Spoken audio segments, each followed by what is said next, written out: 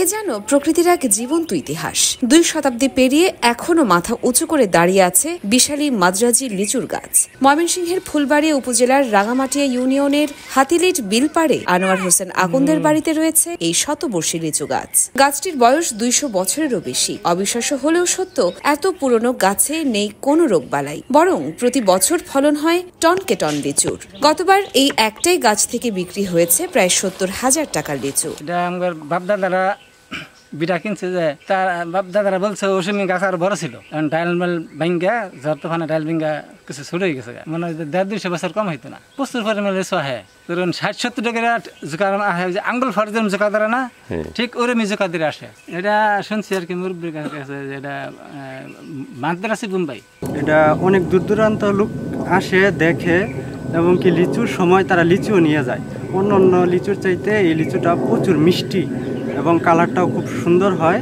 অনেকে আবার চারাও নেয়। গাছ এতই উঁচু যে লিচু তোলার সময় মই বেয়ে উঠতে হয়। পাখির হাত থেকে লিচু রক্ষা করতে গাছে বানানো হয় মাচা, সেখানে রাত কাটান পাহারাদাররা। গাছের মালিক এখন কলম চারা করে জাতটি সংরক্ষণের উদ্যোগ নিয়েছে। ইতিমধ্যেই নতুন চারা গাছেও ফল আসা শুরু হয়েছে। আমরা আসলে যে লিচু গাছটি আমরা ইতিমধ্যে পরিদর্শন করেছি, এটি একটি আমার কাছে মনে হয় নজির সৃষ্টিকারী একটি গাছ।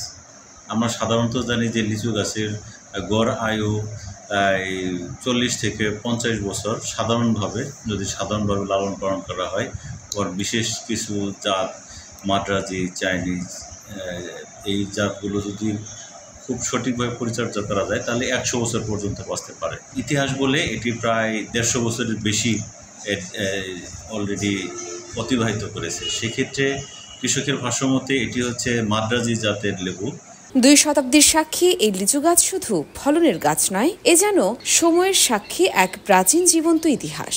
2 শতাব্দীর সাক্ষী এই লিচু গাছ শুধু ফলনের গাছ নয়, এ যেন সময়ের সাক্ষী এক প্রাচীন জীবন্ত ইতিহাস।